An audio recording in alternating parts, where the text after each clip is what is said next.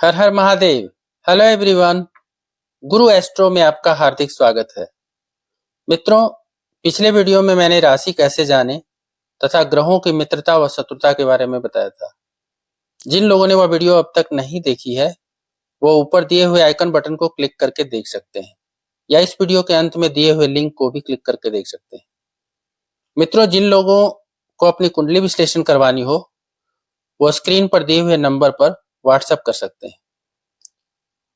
आज मैं ग्रहों की उच्चता और नीचता अर्थात उच्च ग्रह और नीच ग्रह के बारे में बताऊंगा और यह भी बताऊंगा कि कब और कितने अंश पर ग्रह परम उच्च व परम नीच की अवस्था में होता है। इससे पहले कि मैं वीडियो स्टार्ट करूं, प्लीज चैनल को लाइक करें, सब्सक्राइब करें, शेयर करें तथा बेल आइकन को दबाना न भूलें ताकि मेरी नई वीडियो का नोटिफिकेशन आप तक शीघ्र पहुंच जाए। तो आइए शुरू करते हैं। उच्च ग्रह और नीच ग्रह का नाम आपने सुना ही होगा। उच्च ग्रह का अर्थ होता है कि जब कोई भी ग्रह, ये ग्रहों के नाम है, कोई भी ग्रह अपनी उच्च की राशि में अगर विराजमान हो, ये सभी राशियां हैं, 12 भाव हैं तो 12 भाव में 12 राशियां, तो कोई भी ग्रह जब अपने उच्च की राशियों में विराजमान हो तो उसको उच्च का ग्रह कहते हैं। और जब वो उच्च का होता है तो सक्षम, प्रसन्न व प्रबल स्थिति में होता है और बेहद ही शुभ फल देने वाला होता है। जब भी कोई भी ग्रह उच्च का होगा तो बेहद शुभ फल देगा। ठीक इसी प्रकार जब कोई भी ग्रह अपने नीच की राशि में अगर होगा तो उसको नीच ग्रह कहा जाएगा और उस अवस्था में वह ग्रह निर्बल, दुखी और क्षीण होगा तथा अशुभ फल देने वाला होगा। तो ये नीच ग्रह की स्थिति इधर हमने बोर्ड पे मेंशन बता रखा है। यहां भी आप उच्च ग्रह में देख सकते हैं कि ग्रह, राशि और अंश तीनों का जिक्र हमने यहाँ किया है। अब हम लोग देखते हैं कि कौन सा ग्रह किस राशि में बैठेगा तो उच्च का होगा और किस राशि में अगर कुंडली में विराजमान होगा तो वो नीच का होगा। पहले हम लोग उच्च ग्रह की बात करेंगे, बाद में नीच ग्रह की बात करेंगे। एक सिद्धांत इसके ऊपर आचार्यों ने बताया है कि कोई भी ग्रह जिस राशि में उच्च का होता है उससे 7वीं राशि हमेशा उसी ग्रह की नीच की राशि होती है। तो आइए शुरू करते हैं। देखिए, जैसे सूर्य, पहला है सूर्य ग्रह। सूर्य ग्रह मेष राशि में उच्च का होता है और 10 अंश तक यानी 10 डिग्री तक। अब कुंडली में, यहां हमने तुला लग्न की कुंडली बना रखी है। आपकी कुंडली में ये नंबर कुछ भी हो सकता है, लेकिन आपने केवल इतना ध्यान रखना है कि मेष जो राशि है वो राशियों के क्रम में 1 नंबर पे आता है। तो अगर 1 नंबर, जहां कहीं भी इस कुंडली में, आपकी कुंडली में 1 नंबर लिखा है, अगर उसके पास सूर्य लिखा हुआ है, तो ऐसा सूर्य अगर लिखा हुआ है तो इसका मतलब हुआ कि ये उच्च का सूर्य है। एक का मतलब मेष राशि, यानी मेष राशि में सूर्य है तो ये उच्च का सूर्य कहलाया। यहां 10 डिग्री बताया गया है। 10 डिग्री का मतलब हुआ कि 10 डिग्री तक। अगर 10 डिग्री प्रॉपर, अगर 10 डिग्री ही है, सपोज यहां सूर्य के साथ यहां 10 डिग्री लिखा हुआ है, 10 डिग्री अगर लिखा हुआ है तो ये परम उच्च की अवस्था हो जाएगी। तो यहां जो डिग्री आप देख रहे हैं, अगर यही डिग्री ग्रहों के साथ कुंडली में है तो वो परम उच्च की अवस्था कहलाएगी। उसी प्रकार अगर चंद्र ग्रह या चंद्रमा वृष राशि में उच्च के माने गए। अब वृष राशि कहां होगा? वृष राशि अगर आप देखेंगे तो दूसरी नंबर की राशि है वृष राशि। मेष के बाद वृष का नंबर आता है। तो वृष राशि यानी जहां कहीं भी कुंडली में 2 नंबर है, अगर यहां पे चंद्रमा है तो ये उच्च का चंद्रमा कहा जाएगा। और इनकी डिग्री जो है 3 डिग्री पर ये परम उच्च के होंगे। यानी अगर इस अवस्था में कुंडली में विराजमान है तो बेहद ही शुभ फल देंगे और जो इनका भाव है उन सभी भावों को वहां प्रदर्शित करेंगे। तीसरी राशि तीसरा ग्रह है मंगल ग्रह। अब देखिए मंगल ग्रह मकर राशि में उच्च का होता है। तो अगर राशियों के क्रम में आप देखें तो 10 नंबर पे मकर राशि आती है। तो जहां भी आपकी कुंडली में भी अगर इसी तरह जहां भी 10 लिखा हुआ है, अगर वहां पे मंगल है, यहां मंगल लिखा हुआ है, तो आप समझिए कि आपका मंगल जो है उच्च का मंगल है। ठीक उसी प्रकार पहले की तरह ही, लेकिन यहाँ पे अगर 28 डिग्री पे परम उच्च के होते हैं, 28 से कम डिग्री अगर होगा तो उच्च के होंगे, लेकिन अगर 28 डिग्री होंगे, 28 डिग्री यहां मेंशन होगा तो वो परम उच्च के होंगे। इसी तरह आगे देखिए बुध ग्रह कन्या राशि में उच्च के होते हैं। अब आप क्रम अगर देखें तो कन्या राशि 6 नंबर पे आती है। तो यहाँ पे अगर बुध ग्रह है, ये इस कुंडली में जो तुला लग्न की कुंडली हमने यहाँ बना रखी है उसमें 6 नंबर यहाँ है, तो यहाँ पे अगर हम बुध ग्रह यहाँ लिखते हैं, यहाँ पे अगर है तो ये बुध जो होंगे उच्च के होंगे और इनकी परमोच्च अवस्था जो होगी वो 15 डिग्री पे होगी। ठीक इसी प्रकार गुरु ग्रह कर्क राशि में उच्च के होते हैं। अब कर्क राशि की अगर राशियों के क्रम में देखें तो मेष, वृष, मिथुन, कर्क 4 नंबर पर कर्क राशि है। तो 4 नंबर इस कुंडली में कहां पे है, यहां पे है 4 नंबर। तो अगर यहां गुरु है इस कुंडली में, आपकी कुंडली में अगर जहां कहीं भी 4 है, अगर वहां पे गुरु ग्रह है तो वो अपनी उच्च की राशि में है, यानी वो गुरु उच्च के हुए। और अगर 5 डिग्री पे, अगर डिग्री भी 5 है तो परम उच्च की अवस्था, परम उच्च की अवस्था में उच्च से भी बेहद लाभकारी, बेहद शुभ फल प्रदान करते हैं। अब अगली जो राशि है, अगला ग्रह है वो है शुक्र ग्रह। शुक्र ग्रह कहा मीन राशि में उच्च के होते हैं। मीन राशि आप सभी लोग जानते हैं कि सबसे अंतिम राशि है, तो वो 12 नंबर पे आती है मीन राशि। तो अगर इस कुंडली में अगर आप देखें, इस लग्न कुंडली में, तो 12 नंबर यहाँ है। तो अगर यहाँ पे शुक्र ग्रह हो तो ये उच्च के कहलाएंगे। अब आपकी कुंडली में 12 नंबर कहीं भी हो सकता है। सपोज अगर ऐसा मान के चलते हैं कि ये मकर लग्न की कुंडली अगर हो तो यहाँ 10, 11, 12 यहाँ लिखा हुआ होगा, तो उस अवस्था में शुक्र अगर यहाँ विराजमान होंगे तो वो उच्च के होंगे। कहने का मतलब है सिर्फ नंबर हमने याद रखने हैं कि अगर मीन राशि में है तो उच्च के, और यहाँ पे डिग्री है 27 डिग्री की, 27 डिग्री पे परम उच्च है, और अगर 27 डिग्री तक के पहले हैं तो उच्च की अवस्था होगी। अगला ग्रह शनि ग्रह तुला राशि में उच्च के होते हैं। अब तुला राशि का जो नंबर होता है राशियों के क्रम में, तो आपको पता है 7वां नंबर है। तो ये अगर शनि देव इस कुंडली के हिसाब से देखें, अगर शनि देव यहाँ विराजमान है तो ये उच्च के होंगे, और इनकी डिग्री है परम उच्च की जो अवस्था है 20 डिग्री तक है, और उच्च की अवस्था 20 डिग्री से कम की है। अगर 18 डिग्री, 19 डिग्री, 17 डिग्री ऐसे है तो वो उच्च की अवस्था है। अब इसके आगे दूसरा ग्रह जो है वो है राहु ग्रह है। राहु ग्रह के बारे में मतांतर है, 2 अलग अलग मत का वर्णन किया गया है ज्योतिष में। कुछ लोगों का मानना है कि राहु मिथुन राशि में उच्च के होते हैं, और कुछ लोगों का कहना है कि राहु वृष राशि में उच्च के होते हैं।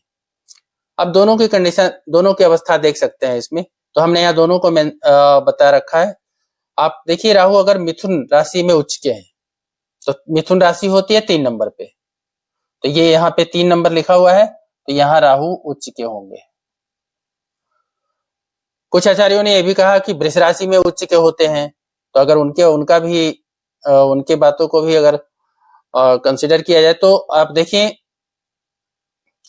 2 नंबर जो होगा वो वृष की राशि ये है, तो यहाँ राहु देव भी उच्च के होंगे।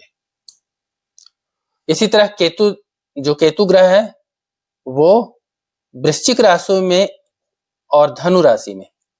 वृश्चिक का जो राशि का नंबर है वो है 8 और धनु राशि का नंबर है 9। तो पहले हम वृश्चिक राशि देखते हैं। 8 कुंडली में जहां कहीं लिखा हुआ है, यहाँ लिखा हुआ है 8, ये आपकी कुंडली में कोई कहीं पे भी हो सकता है। तो आपने केवल ये ध्यान रखना है कि जहां आपकी कुंडली में 8 लिखा हुआ है वहां पर केतु लिखा हुआ है या नहीं है। अगर केतु लिखा हुआ है तो ये उच्च के केतु होंगे। ठीक इसी प्रकार दूसरे आचार्यों के मत से जो धनु यानी 9 नंबर पे, अगर यहां पर भी केतु है लिखे हुए, 9 नंबर पर केतु लिखे हुए हैं, तो इनको भी उच्च के ही केतु कहे जाएंगे। ये डिग्री इनकी 15, राहु और केतु दोनों की 15 डिग्री परम उच्च की अवस्था है। अब एक सिद्धांत ये आता है कि जो भी ग्रह जिस राशि में उच्च के होते हैं उस ग्रह से जो 7वीं राशि होती है वो नीच की ग्रह होती है। ये सिद्धांत है, आपने ध्यान रखना है। अब उसको कैसे, ये नीच ग्रह जो ग्रह है वो नीच जब कहलाएगा तभी जब वो अपने नीच की राशि में जाके बैठेंगे। अब यहां जैसे देख लीजिए, पहले सूर्य मेष में उच्च के होते हैं, तो यहां हम देखिए मेष में उच्च के हैं, इनसे 7वीं राशि, तो 1 2 3 4 5 6 7, 7वीं राशि यहां हुई 7 नंबर पे। 7 नंबर जो होता है वो तुला राशि का है। तो देखिए यहाँ तुला, यहाँ लिखा सूर्य नीच कहाँ होते हैं, तुला राशि में। और उतने ही अंश पे, जितने पे कि वो उच्च के होते हैं उतने ही अंश पे नीच के भी होते हैं। अगर वो उस राशि में, तुला राशि में बैठे हैं तो, अगर मेष राशि में 10 डिग्री पे तो तुला राशि में भी 10 डिग्री पे अगर बैठे हैं तो परम नीच के हो जाएंगे वो। तो यहां हम ऐसा लिख सकते हैं यहाँ पे कि सूर्य अगर यहाँ पे होंगे तो ये नीच के होंगे। मैं यहाँ गोला बना दे रहा हूं ताकि इससे आपको पता चले कि ये नीच का घर है। ठीक उसी प्रकार चंद्रमा वृष राशि में उच्च के होते हैं, तो चंद्रमा यहाँ है। अब इनसे 7वीं राशि 1 2 3 4 5 6 7 8 नंबर यानी वृश्चिक राशि, तो चंद्रमा यहाँ नीच के होंगे।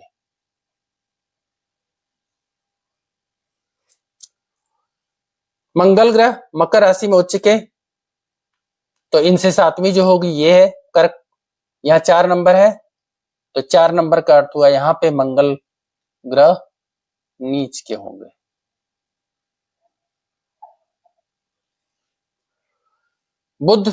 बुध ग्रह कन्या राशि में उच्च के, कन्या राशि 6 नंबर पे, यहाँ देखिए कन्या राशि यहां से उच्च के हैं, तो इनसे 7वीं पड़ेगी ये 1 2 3 4 5 6 7, ये 12 नंबर यानी मीन राशि।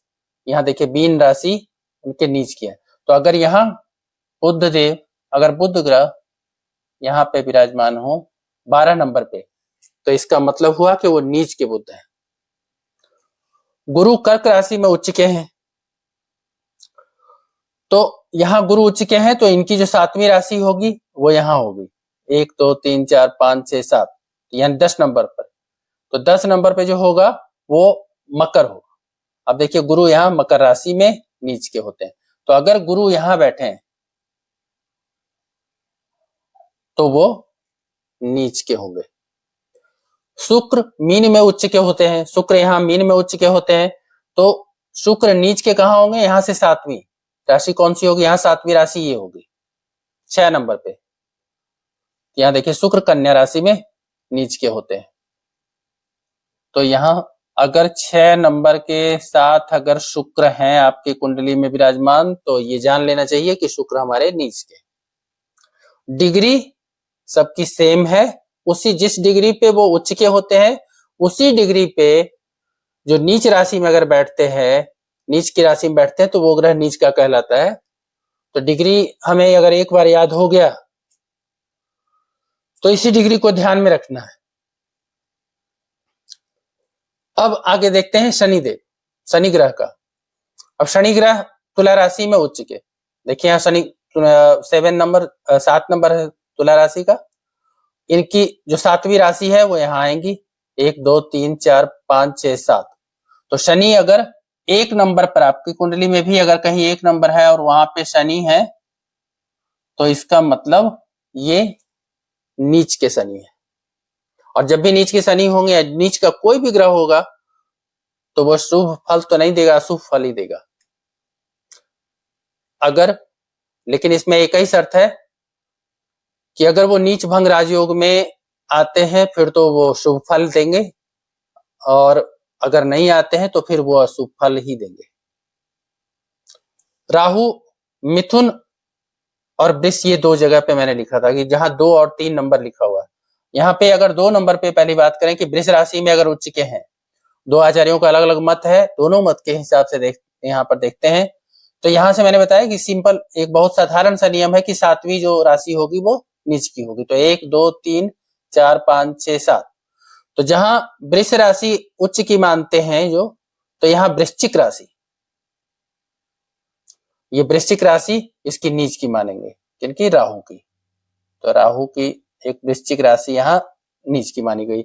इसी तरह अगर मिथुन में हम मानते हैं कि मिथुन में उच्च के हैं, तो यहां से जो सातवीं होगी वो धनु राशि होगी, तो ये धनु राशि इनकी नीच की होगी। अगर यहाँ से गिनती करेंगे फिर से सातवीं राशि यही आएगी, 1 2 3 4 5 6 7। केतु अंतिम ग्रह केतु हैं। केतु के बारे में भी यही बताया गया है कि दो, एक या तो वृश्चिक में है, एक मत कहते हैं कि नहीं धनु में उच्च के होते हैं। अब दोनों का हम देखते हैं यहाँ पे, अगर वृश्चिक में उच्च के हैं यहाँ केतु, इनका इस मत के हिसाब से देखते हैं, तो जो इनकी सातवीं राशि होगी यहाँ पे आएगी वृष। तो देखिए केतु यहाँ वृष भी लिखा हुआ, नीच के होते हैं वृष में। तो वृश्चिक में उच्च के हुए यहाँ केतु, तो यहाँ सातवीं 1 2 3 4 5 6 7, तो यहाँ पे केतु होंगे आपके 2 नंबर पर। अगर केतु हैं तो वो नीच के केतु हैं। ठीक इसी प्रकार से अगर धनु राशि में केतु हैं 9 नंबर पे, तो इनकी जो सातवीं राशि होगी यहाँ 3 नंबर पे, तो ये मिथुन 3 नंबर मिथुन राशि का नंबर है, तो ये केतु यहाँ नीच के होंगे। जिस राशि में वो उच्च के होते हैं उससे सातवीं राशि जो होती है उनकी नीच की होती है। केवल इतना ध्यान आपने रखना है कि जो उच्च की राशियां हैं, अगर कुंडली में 2 या 2 से ज्यादा अगर उच्च की राशियां हैं तो बेहद शुभ होती हैं, लेकिन हमेशा ही शुभ होंगी उच्च की राशियां ऐसा भी नहीं है, या नीच की राशियां सिर्फ अशुभ फल ही देती हैं ऐसा भी नहीं। तो ये रहा उच्च की राशि और नीच की राशि के बारे में, उच्च के ग्रह और नीच के ग्रह के बारे में। उच्च राशि कहने का मतलब कि जो ग्रह उच्च की राशि में बैठा है, यहाँ मतलब है उच्च ग्रह और नीच ग्रह के बारे में। तो ये हमने विशेष रूप से इसको ध्यान में रखना है कि हमारी कुंडली में कौन सा ग्रह उच्च का है और कौन सा नीच का है। यहाँ हमने जितने भी ये सर्कल बनाए हुए हैं ये सारे नीच के ग्रह हैं। अब ऐसे शनि यहाँ लिखा है, मैंने यहाँ सर्कल बनाया, तो 1 नंबर पे अगर आपकी कुंडली में 1 नंबर पे शनि है तो वो शनि नीच के कहलाएंगे। मंगल अगर 4 नंबर पे है तो नीच के कहलाएंगे। शुक्र सूर्य अगर 7 नंबर पे है तो वो नीच के होंगे। चंद्रमा अगर 8 नंबर पे है तो नीच के होंगे। इस तरह से आप अपनी कुंडली का मिलान इससे कर सकते हैं। आज के लिए इतना ही। अगली वीडियो में मैं ये जो डिग्री होती है और इनका जो पावर होता है ग्रहों का, जो ग्रहों की शक्ति होती है, कितने बलवान हैं कितने कमजोर हैं, उच्च के तो हैं लेकिन उनमें ताकत है या नहीं है, इन सब विषयों पे आगे बात करेंगे। तब तक के लिए धन्यवाद।